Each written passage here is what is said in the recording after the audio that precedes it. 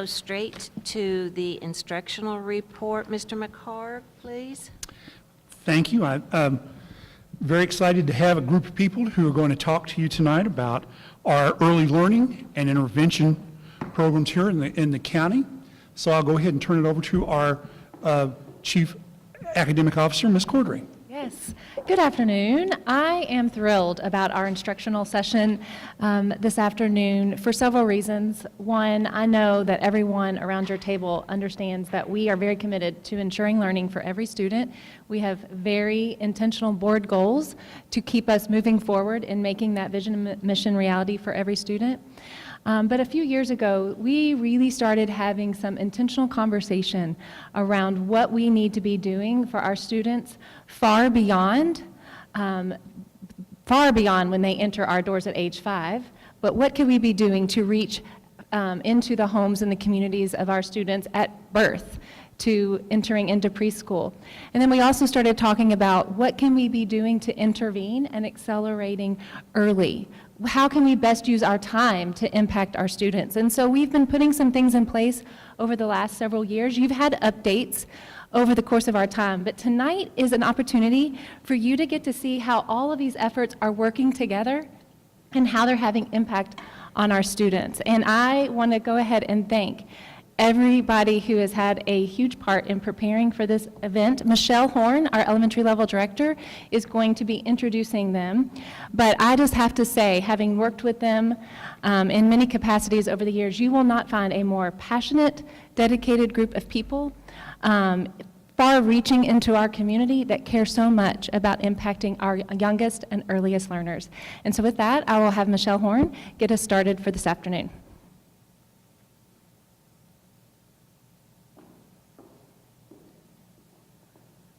Welcome, Ms. Horn.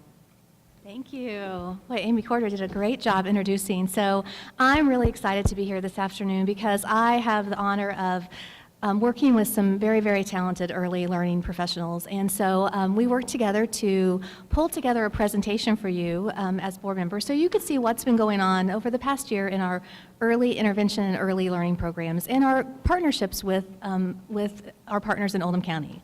With me today, I have four different guests from the Community Early Childhood Council. Christy Leonard is going to speak to you. She also has some other members here with her today, so you'll get to meet them. She's going to just tell you about that, what the council is doing, and how they're partnering with Oldham County Schools. First, let me introduce to you Christy Leonard from the Community Early Childhood Council. Thank you.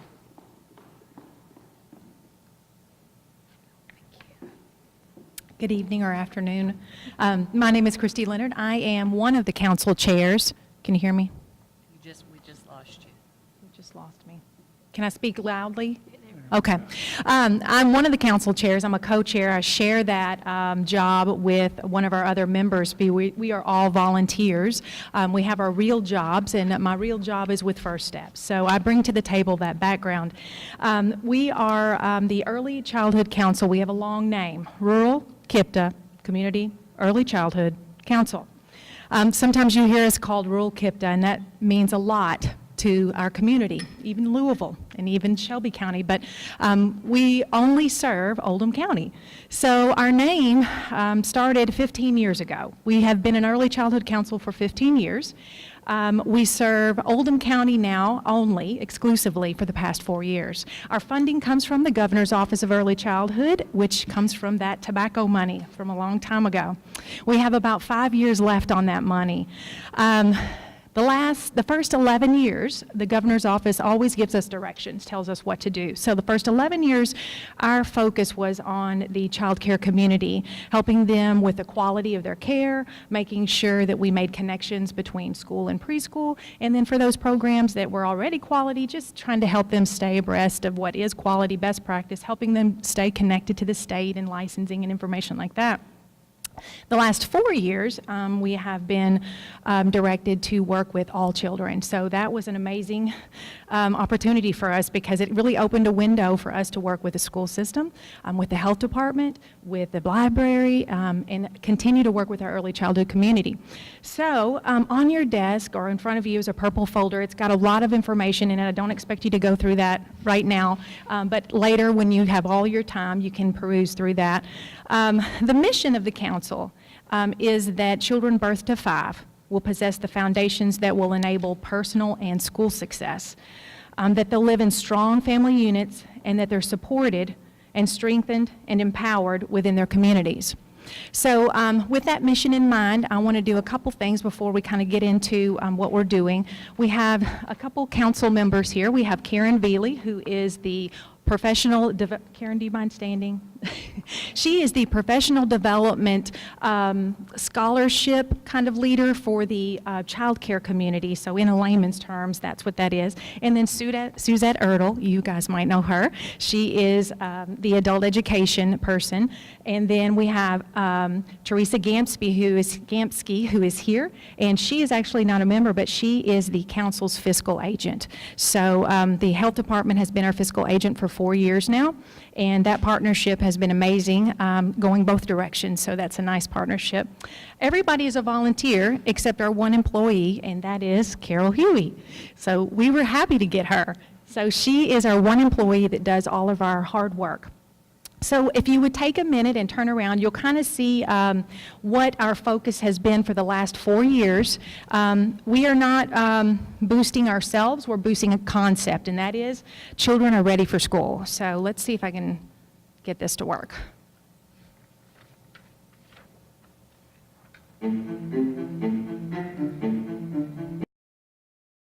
Hi, my name is Emerson, and boy, do I have a secret to share with you. I know how to make every kid in my town a millionaire, and it's free. A person who graduates from high school will earn $1 million more in their life than a person who does not graduate. And a person who graduates from college will earn $1 million more in their life than a person who graduates high school. But graduating in high school is not easy. But you can help. I need you to help me build my brain. It's simple. Talk to your child. Use big, fat, juicy words. Speak in 5-word sentences. Give me 5 positive statements for each negative statement you give me. Limit screen time to 1 hour a day. Visit your early childhood council at www.kyreadyforschool.com. So that is our public service announcement. That is on CD, and we have given those out to community locations that may or may not choose to play it, but it is on the Oldham County Access Channel and plays about 600 times a month. So we aren't that public yet, but it is on our website, and it is at the governor's office website as well. And it's in your folders. Thank you, Ms. Hewley. Let's see. I guess, Carol, I'll pass it to you. Hello, and thank you for this opportunity. I'm very excited to have this group here. We've been doing some wonderful things for the last 15 years. I've been a part of it for at least the last 5 or 6. But now, since January, I started doing the parent trainings and the community trainings. So they are a very passionate group of individuals, and I'm thrilled to be a part of it. What you have in front of you in your folder is really everything that we're talking about today. So when you go back and you think, what in the world did they say? It's here, okay? Where Christy left off, she was talking about our charge from the Governor's Office of Early Childhood Education. They did change it for us to work with all children to be ready for school and ready for life, and that is our mission. They also have decided that it would be great to provide support to the school districts. So brand new, and I'm hoping Mr. McCarg knows this, there's a superintendent's toolbox that's on the governor's office's website. And what I've done is I've gone, and we just found out about 3 days ago, so I made copies of a couple highlights. I put them in there with the links so that you can check it out. It is a great resource. It has wonderful video points and talking points that you can use with parents about the importance of what's going on. The great news is we have been working with Dr. Kathleen Cooter for several years, and we developed a parent program based on research that she helped us with. And that's what they're showing on the website, which is wonderful. So I want to give you a brief update on what we're going to be doing this school year. And you also have that in your folder. It looks like this. So we are going to continue our parent-child engagement series, and that's a series where we actually focus on those tips that you just saw on the PSA. They're free, anybody can do them, and they make a difference. There's research behind both of them. The dollar bill that talks about the $1 million on the right-hand side, what I have in front of me is right behind it. We're going to be just doing something new to connect with those children that aren't connected to a preschool or a child care. Those are the children that we're very concerned about, the children that are at home whose parents don't have anywhere to take them for whatever reason. So we're looking for all children 0 to 5 to work with, and we're going to be doing what are called baby colleges, where we're actually going to set up parenting classes in the schools where their child may go when they turn age eligible for kindergarten. We are going to narrow down the focus according to the scores, and that's something that we're working with Mrs. Cordray and Mrs. Horn to look at what schools we can do it with. Our grant only has so much money, so we're going to focus on 3 schools in the district.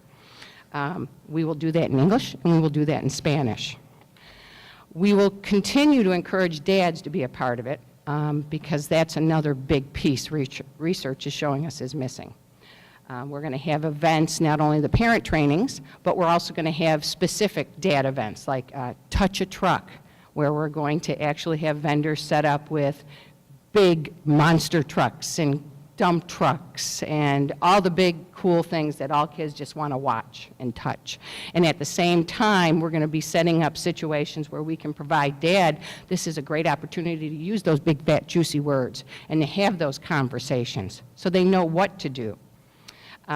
We're going to, in the spring, have a DIA Day, which is actually a diversity day, but we're going to be focusing on our Latino community since that is what our numbers tell us is our big group, and we'll be making sure that we have books in those homes.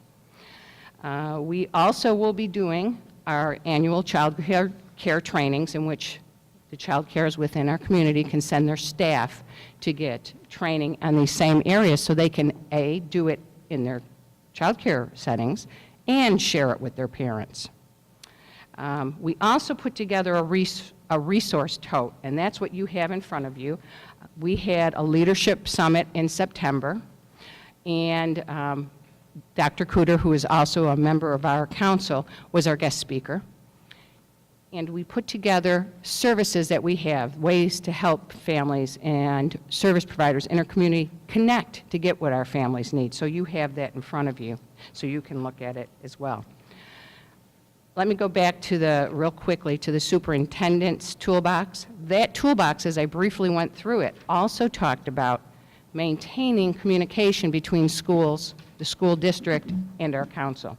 We're very lucky, we're very fortunate in that we already have a structure in place. We already work with Mrs. Horn, and we worked with Mrs. Cordray in the past. So now we need to define what does that look like. Will it be a quarterly report that we distribute? But we're there, and it will be coming to you. It doesn't mean that you can't contact us outside of that schedule.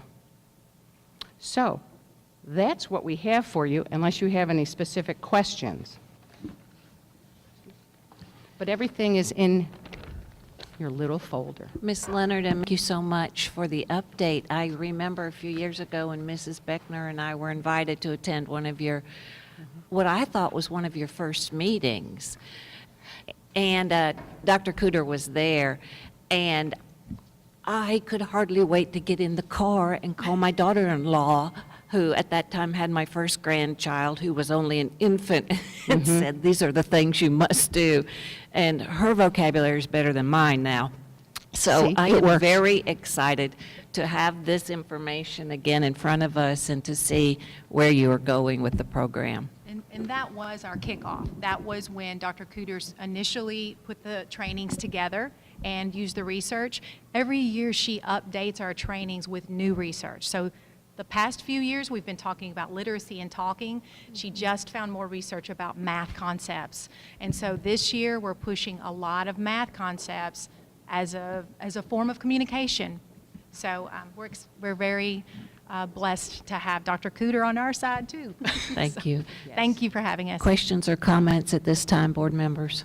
I had a question, and along with your communication between the district and your agency, I know with the Brigance data, it comes to the district and they break it down and show us the kids that come from our preschool and other preschools. Are we sharing that with those private preschools to let them see where areas of growth opportunities are? We have to write our grant off of that. Okay. So we have shared, or Amy Corddry shared with us which areas of town need more help than others. We offer trainings to the early childhood community for a cheap rate. And I would say that they're probably the very high quality trainings. They're deep thinking, research-based trainings. So do we go door to door, and directly talk to early childhood programs? We do, in offering them trainings, and we also do 2 distributions to every child care program a year with bookmarks. Last year we distributed the kindergarten registration forms for you guys, and we do things, we try to do it around a time that people want to push stuff. So we're going to start pushing. We're going to have something here in the fall. So we'll go to Michelle and say, do you need to push anything? And we'll go to the library and do you need to push anything? Health department. And then we do it again in the spring with summer reading program and stuff like that. So I will be knocking on doors to get the children who aren't anywhere, because I don't, and I'm open to any suggestions anybody may have. My thought is churches, moms' days out, laundromats, apartment buildings, because those are the children we need to figure out how to connect. And when we do these trainings, we're going to do them where it's somewhere. Now, in the past, we've done it at the health department and at the community center, or the library. We are hopeful that we're going to be at their neighborhood school, so they will begin to build that trust and say, I can walk in the building and I feel very comfortable here, and I know that everybody is here and on the same page with me. That's our goal. But I will have to be knocking on doors and handing out things, because I don't know how else to find them. They're not at preschool. And that was one of the shared goals that Amy had, was last year, how can we get to these little families that aren't connected to us? And I said, maybe we can. Maybe we can reach out to them. But you know what? They don't always drive. And so our shortfall is we only have the library, we only have the health department. And so that's where the idea of getting into their neighborhoods where they could walk. A lot of our parent trainings are going to be in the spring, so that we can have walkers come up and walk with their children, and they can bring all of them. We do provide food, dinner. So dinner time trainings are in the evenings, and then we usually see preschool age children coming to those. The baby colleges are going to be in the afternoon, so we're hoping to get families up and out of the house that don't have kids in programs during that time of the day. And so we've got the public library going to do the English version of that, and we're going to be doing the Spanish version of that. And so they are doing that free of cost. They're not charging us, and of course we're not charging them, and the building's going to be a nice place to start. So it's a big step, and I'm just really excited about seeing what that looks like. So, We are excited about this program in our community. Thank you. Thank you.